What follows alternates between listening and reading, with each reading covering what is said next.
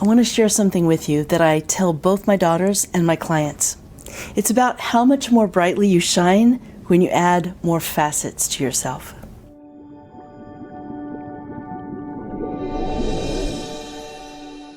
Every gem starts out as a rough piece of rock, and a great maestro of jewelry chips away at these little rocks, and the more facets they put into it, the brighter it shines. Many centuries ago, before people discovered how to actually cut facets into a gem, all of the gems in royal crowns, at least in Western culture, and in any jewelry, were polished, round gems.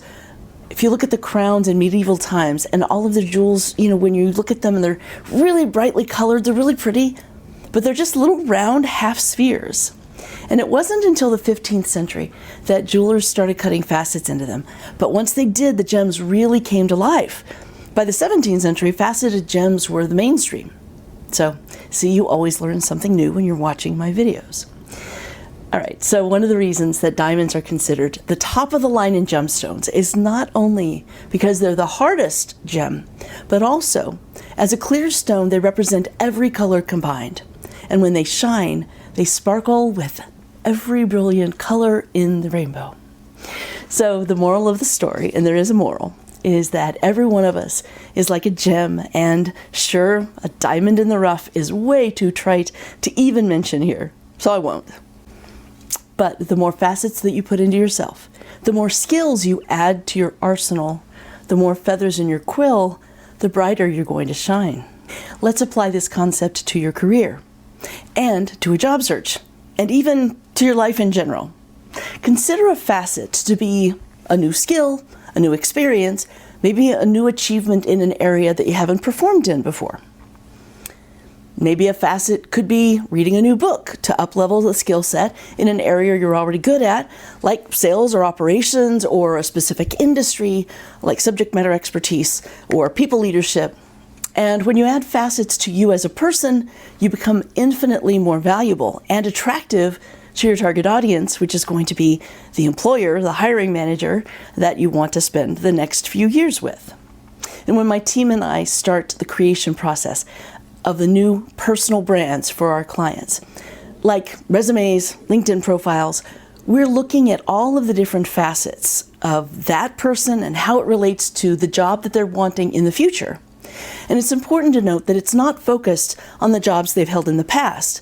A personal brand is future-facing. It's not a documentation of what that person has done in their career.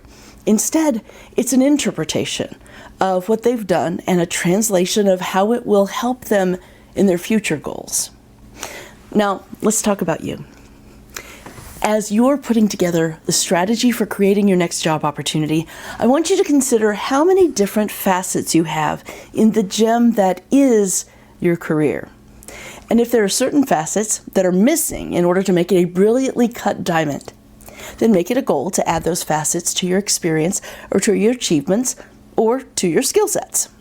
Make sure you're a well-rounded professional. You are well-rounded, and that you're not just doing the same thing over and over again. For example, some sales leaders come to us and they've sold the same product to different customers for different amounts, but they're selling it in the same way, and though they have really good quantifiable achievements throughout their career, they're not well-rounded because their facets aren't multidimensional.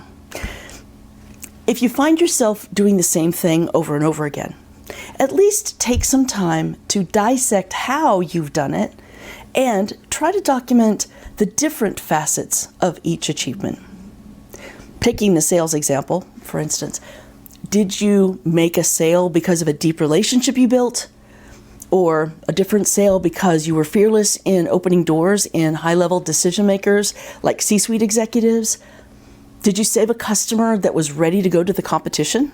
And these are what I mean by different facets of an achievement or of your experience. These are examples of what I mean by facets. So when was the last time you invested in your career? Maybe if it was even investing the time to read a book or to find some online training that's going to allow you to add to your arsenal of skills or abilities in your career path. And there are some low-cost options, both in time and money, in places like LinkedIn Learning and Blinkist.com. And if you're a powerhouse in online research, you can even find some great training for free on YouTube. If you're wanting some advice or at least some advanced learning and support in your career, my firm, Career Resume Consulting, does just that. Now, when choosing to invest your time, attention, and resources on upleveling your skills, it's important that what you choose to learn be highly relevant to what you want to do in your next role and not what's relevant in your current job.